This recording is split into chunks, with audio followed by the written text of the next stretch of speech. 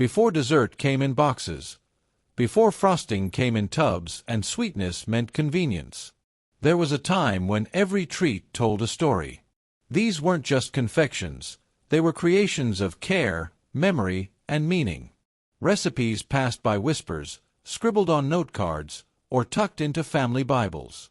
From the grand parlors of the Victorian age to the humblest Depression-era kitchens, dessert was more than indulgence. It was joy stretched thin, celebration made simple. We remember cakes that steamed for hours, pudding stirred till midnight, and gelatin towers that wobbled proudly beneath dining room lights. They were humble, sometimes strange, often beautiful, and each one carried a taste of the time it was born in. Some were made from plenty, others from nothing but hope. But all were made with love, the kind of love that doesn't come from a store. So tonight, we open the old cookbooks again. We dust off the pages, and remember the famous desserts that faded into history. Our first stop, a dessert so elegant and forgotten, it once graced royal tables and hospital trays alike. A dish both noble and nurturing. The story of blancmange, the royal pudding of simplicity. Number 1. Blancmange, the royal pudding of simplicity. Blancmange, a word that once whispered of elegance, now barely remembered outside old recipe books. Made from milk, sugar, and ground almonds, this silky white pudding began as a royal delicacy in medieval Europe. Kings, queens, and nobles dined on it, its pale color a symbol of purity, refinement, and care. By the 1800s, it crossed oceans and class lines. In Britain and America, blancmange became a household dessert, molded into perfect domes and flavored with rosewater, vanilla, or lemon. It appeared in wedding feasts, Sunday dinners, and sick rooms alike, because it was light, gentle, and soothing. But its reign faded quietly with time. As instant gelatin and boxed puddings arrived in the mid-20th century, blancmange felt too fussy, too slow. A dessert that needed patience in a world that wanted speed. Still, there was something sacred about it. The slow stirring over low heat, the soft set overnight, the first spoonful that trembled like memory itself. It was dessert as art, as comfort, as care. And though few make it today, the name lingers, a ghost of grace from a gentler table. Next, we move from royal restraint to roaring spectacle.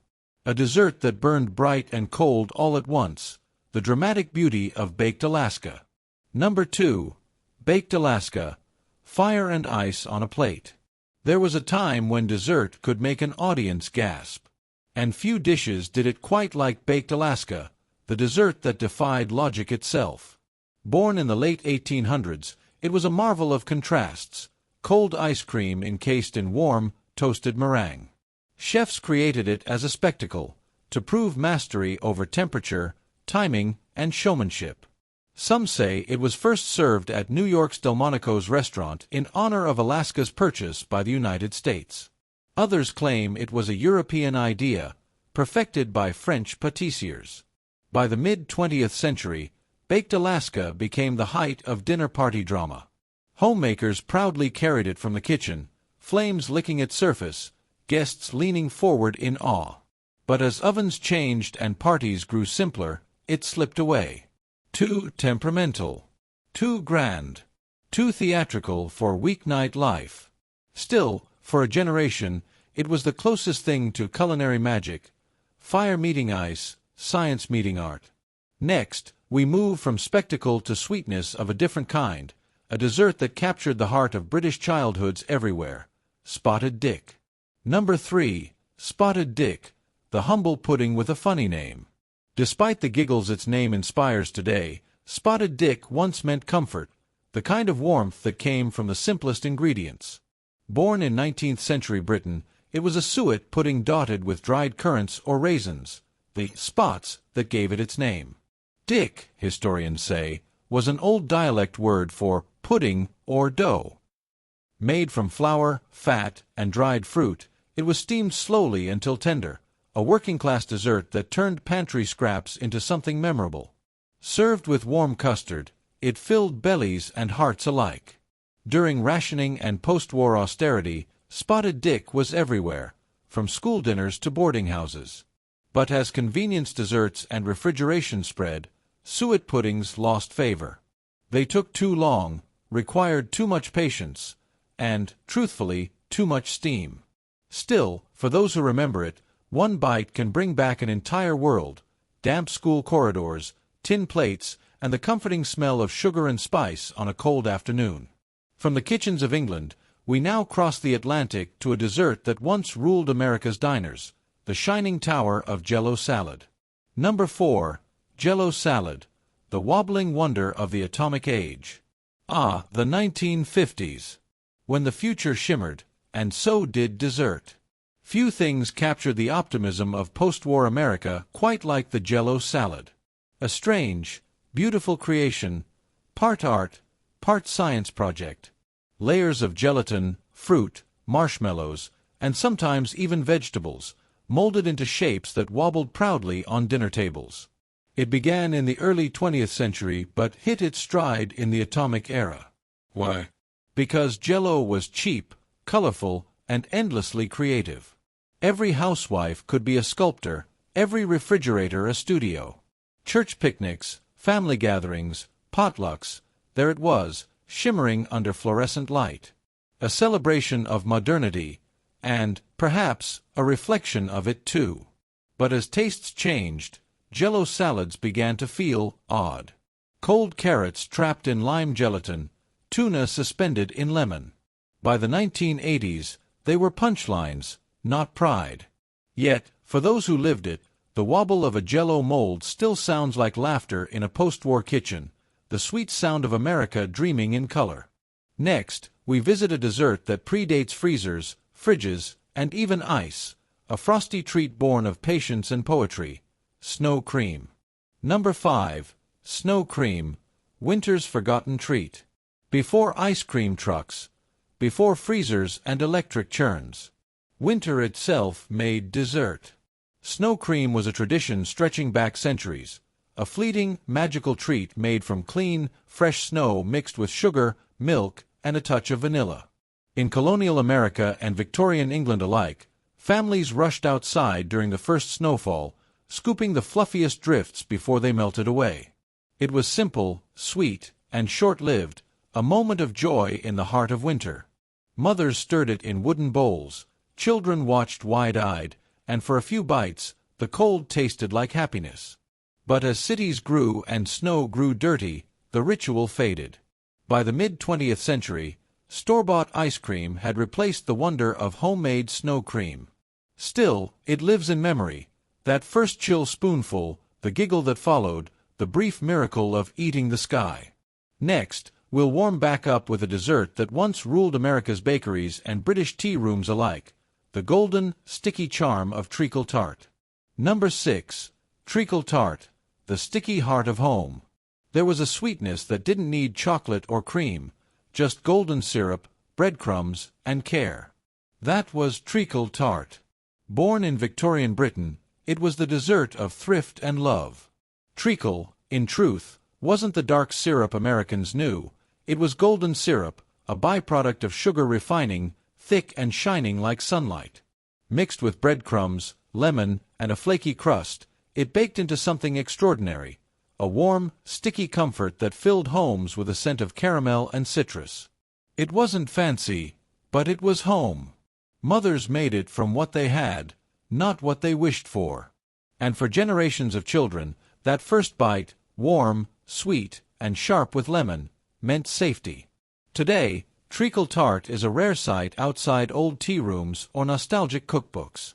But once upon a time, it was the very taste of love stretched thin and still enough.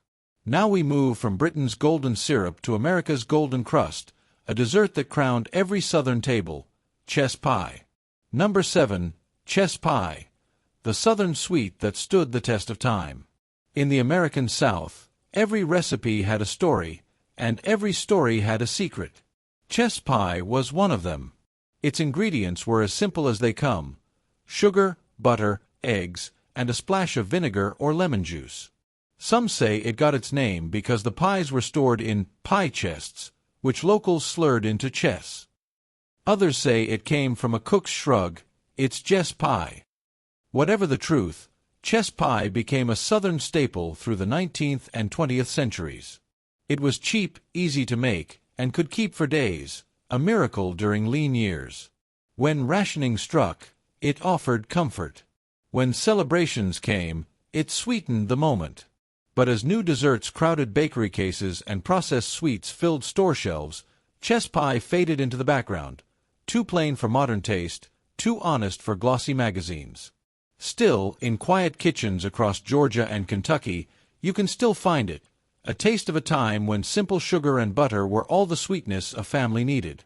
Next, we journey to the old parlors of England, where a dessert of cream and fruit once symbolized quiet luxury, trifle. Number 8. Trifle, layers of time and taste. Few desserts looked as proud as the trifle. A creation of layers, sponge cake, custard, jam, fruit, and cream, arranged like stained glass in a bowl. It began in 18th century England as a way to use up stale cake, but by the 19th century it had become a centerpiece, a dessert for celebration, elegance, and pride.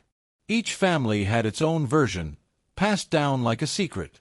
Some used sherry, others jelly. Some added whipped cream piled high, others topped it with candied almonds. By the mid-20th century, trifle had spread across the Commonwealth, a dessert that meant festivity, hospitality, and joy. But over time, the art of the homemade trifle disappeared behind plastic tubs and pre-made sponge fingers. The glass bowls gathered dust, and the layering became just another shortcut recipe. Still, when someone takes the time to make one properly, to let the custard cool, the jam soak in, and the cream peak just right, the first spoonful can still taste like Sunday afternoons long gone. Next, we step away from the drawing rooms and back into the hearth, to a dessert of steam and patience, plum duff. Number 9. Plum duff, the pudding that survived the sea. Few desserts have traveled as far, or endured as much, as plum duff. It was the dessert of the sailor, the soldier, and the servant, a steamed pudding of flour, suet, sugar, and dried fruit. Duff was sailor slang for pudding, and plum referred not to fresh fruit, but to raisins or currants. Made from rations and cooked in boiling water, it was a rare luxury on the open sea, something warm and sweet amid weeks of salted meat and hardtack. It wasn't fancy, but it was a reminder of home. A bite of comfort that kept morale alive through storms and hardship. When the sailors returned home, the dish returned with them, a symbol of endurance, thrift, and the taste of memory. But as the world modernized and convenience replaced ceremony, the slow art of steamed puddings like plum duff faded from kitchens. Still, somewhere in an old naval cookbook or a grandmother's scrawled note, the recipe remains, proof that sweetness can survive even the hardest waters. And now, we turn to a dessert that once sparkled in parlors and at picnics alike, a confection that truly shone, candle salad. Number 10. Candle salad, the brightest joke in the cookbook. If there was ever a dessert that summed up the playful absurdity of mid-century America, it was candle salad. It wasn't technically a dessert, but for decades, it appeared right alongside Jell-O molds and ambrosia. A leaf of lettuce, a pineapple ring, a peeled banana standing tall, a cherry on top, and a drizzle of mayonnaise or whipped cream flame. Invented in the 1920s and pushed through the 1950s, candle salad was meant to encourage children to eat fruit, but quickly became a kitschy classic of its time. It was innocent, sweet, and slightly ridiculous, and that's exactly why it worked. Homemakers made it with pride, children giggled, and dinner tables glowed with both light and laughter. By the 1970s, it faded from menus and memory, replaced by sleeker, more sophisticated fare. But those who remember it smile every time they see a banana and a cherry, recalling the humor and heart of a simpler table. Next, we move toward elegance once again, to a dessert once fit for queens and confectioners, Charlotte Russe. Number 11. Charlotte Russe, the dessert with a royal name. It sounded royal because it was. Charlotte Russe, the Russian Charlotte, was elegance in a glass. Created in the early 1800s, This chilled dessert was said to be named after a Russian czarina. It layered sponge cake or ladyfingers with Bavarian cream, custard, or whipped cream, a showpiece of refinement. In Victorian England and Edwardian America, it was the height of sophistication. Every hostess dreamed of serving one in a tall trifle glass, decorated with cherries or candied violets. But its glory days didn't last. By the 1950s, Charlotte Russe became something different, a working-class street treat in New York City. Sold from bakeries in paper cups, topped with a swirl of cream and a maraschino cherry, it went from ballroom to borough. Eventually, even that version disappeared, crowded out by modern pastries and convenience desserts. Still, Charlotte Russe remains a symbol of changing times, proof that even royal recipes can become memories in paper cups. Next, we taste a dessert of lemon and light, a dish once found in tea parlors and church suppers, lemon chiffon pie. Number 12. Lemon chiffon pie, the cloud that floated away. Before low-fat and sugar-free took over menus, lemon chiffon pie was the definition of lightness. Invented in the 1920s by an insurance salesman named Harry Baker, appropriately enough, this dessert introduced something new, chiffon batter, made airy with whipped egg whites. The result was a pie that felt like eating a lemon-scented cloud. Golden crust, silky filling, sunshine in every bite. By the 1950s, it had become the darling of diners and church socials alike. It symbolized optimism, modernity, and that post-war brightness people craved. But as boxed pudding mixes and frozen pies took over, chiffon became a lost art. Too delicate, too fussy, a dessert that asked for time in a world moving too fast. Still, for those who remember, the first forkful was unforgettable, tart, cool, and impossibly light, like a bite of summer itself. Next, we dip back into Old English comfort, a dessert so sweet and sticky it defined an era, Queen of Puddings. Number 13. Queen of Puddings, the regal comfort of a humble dessert. In the heart of Victorian England, when thrift met creativity, Queen of Puddings was born. Made from breadcrumbs soaked in warm milk, sweetened with jam, and topped with meringue, it was the very essence of British resourcefulness. No waste, no extravagance, just comfort dressed in elegance. It got its name for a reason. Its presentation, with billowing meringue and glossy jam beneath, looked fit for a queen, even though it came from the simplest of kitchens. By the mid-20th century, it was a staple in homes, schools, and tea rooms. But as ready-made desserts filled grocery aisles, Queen of Puddings slowly vanished, remembered only by those who still baked from memory rather than measure. Still, it remains a quiet reminder that even the humblest ingredients can make something worthy of royalty. Next, we go westward, to a dessert that once sat proudly on every American farmhouse table, vinegar pie. Number 14. Vinegar pie, sweetness born from scarcity. When the cupboards were bare, but dessert was still expected, ingenuity stepped in. That's how vinegar pie came to be. During the Great Depression, and even earlier, in pioneer days, lemon was expensive, but vinegar was not. So, homemakers used a splash of apple cider or white vinegar to mimic lemon's tartness. The result was surprising, a custard pie that was tangy, sweet, and deeply comforting. It was proof that even in hard times, families could end a meal with something beautiful. This desperation pie became a staple across rural America. It asked for almost nothing, just flour, sugar, butter, eggs, and courage.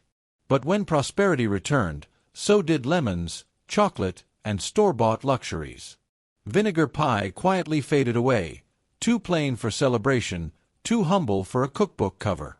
Yet for those who lived through lean years, it tasted like resilience itself, the kind of sweetness that hardship makes sacred. Next, we turn to a dessert that floated between heaven and earth, a creation of cream, air, and patience. Floating Island. Number 15. Floating Island, the dessert that defied gravity. Long before modern plating trends, there was a dessert that felt like a poem. It was called Floating Island, and it truly lived up to its name. This 18th-century French creation, Isle Flottante, was made of whipped meringue islands, gently poached and set afloat on a sea of crème anglaise custard. Delicate, theatrical, and dreamlike, it became the darling of European high society and later crossed into American dining rooms by the early 1900s. It was more than dessert, it was elegance served with a spoon. But over time, its ethereal nature was its undoing. It demanded precision, patience, and a sense of calm in the kitchen, all things modern life slowly left behind. By the 1970s, it was a rarity. By the 1990s, almost forgotten. Still, in its quiet way, Floating Island remains a symbol of dessert at its most poetic, a fleeting masterpiece, made of air and care. Next, we turn to something darker and deeper, a dessert of molasses and memory, shoe-fly pie. Number 16. Shoe-fly pie, the sweet hum of simplicity. Born in the heart of Pennsylvania Dutch country, shoe-fly pie was both a dessert and a piece of survival. Made from molasses, brown sugar, flour, and hot water, it required no milk or eggs, perfect for cold winters when livestock produced less. The pie's sticky surface famously attracted flies, hence its charming name, shoe-fly. But beneath the humor lay something serious, a dessert that symbolized thrift, hard work, and endurance. Molasses, once the cheapest sweetener available, gave it a dark richness, while the crumbly top added just enough comfort to make hard days easier. By the 1940s, shoe-fly pie was a diner favorite. But as refined sugars replaced molasses, and rural baking traditions waned, it faded from everyday tables. Still, its flavor remains unforgettable, deep, smoky, and quietly strong, like the people who first baked it. Next, we travel south, where kitchens once echoed with laughter, gospel, and the sound of iron skillets, the story of hummingbird cake. Number 17. Hummingbird cake, the southern whisper of sweetness. If the South ever had a cake that could sing, it was hummingbird cake. Born in Jamaica and later adopted by Southern bakers in the 1960s, it was a masterpiece of tropical abundance: ripe bananas, crushed pineapple, pecans, and cream cheese frosting. It earned its name because it was sweet enough to attract hummingbirds. Hummingbird cake spread like gospel through church potlucks, family reunions, and local fairs. It symbolized generosity, the spirit of giving, of sharing what you had. But as trends turned toward minimalism and lighter fare, its dense sweetness fell out of fashion. By the 1990s, it was a whisper of nostalgia, remembered in stained church cookbooks and grandmother's stories. Today, when someone bakes it again, the kitchen fills with that same warmth, the scent of home, the sound of joy, the memory of hands that fed a whole community. From the South's sweetness, we move to the chill of the frontier, to a dessert made with snow, fire, and faith, poor man's pudding. Number 18. Poor man's pudding, the dessert of dignity. When there was little to eat, but spirits to keep alive, there was poor man's pudding. Born in colonial Canada and early New England, it was simplicity itself, a baked batter of flour, butter, and sugar, topped with a syrup of brown sugar and hot water poured before baking. As it cooked, the syrup sank to the bottom, forming its own sauce. The result, a warm, gooey, self-saucing miracle. For generations of farmers and lumberjacks, it was more than dessert. It was comfort, dignity, and proof that scarcity could still taste sweet. Its French-Canadian name, pudding commer, literally means the unemployed man's pudding. And yet, in its humble richness, it became a reminder that even in the leanest times, people found joy. Today, it survives quietly in small Quebec kitchens, where every spoonful tells a story of survival and sweetness that costs nothing but hope. Next, we head back to the cities, where diners gleamed and dessert came in glasses, the story of banana parfait. Number 19. Banana parfait, the cool charm of simpler summers. In the golden age of American diners, dessert was as much a show as a taste. Enter the banana parfait. Layer upon layer, sliced bananas, vanilla ice cream, whipped cream, and a drizzle of chocolate or caramel. Served in tall sundae glasses, it was the perfect treat for summer nights and teenage first dates. It was affordable, cheerful, and full of comfort, the dessert version of a jukebox tune. But as fast food replaced diners and plastic replaced glass, the parfait faded from menus. Banana splits survived, but the quiet elegance of a parfait, eaten slowly, one layer at a time, belonged to another pace of life. Still, for those who remember neon lights and spinning stools, that cool, creamy bite remains a memory of innocence, a taste of youth that time can't quite melt. Now, we close our journey with a dessert that never truly died, it simply changed names. The first custard, the original crème brûlée, burnt cream. Number 20, burnt cream, the flame that still burns.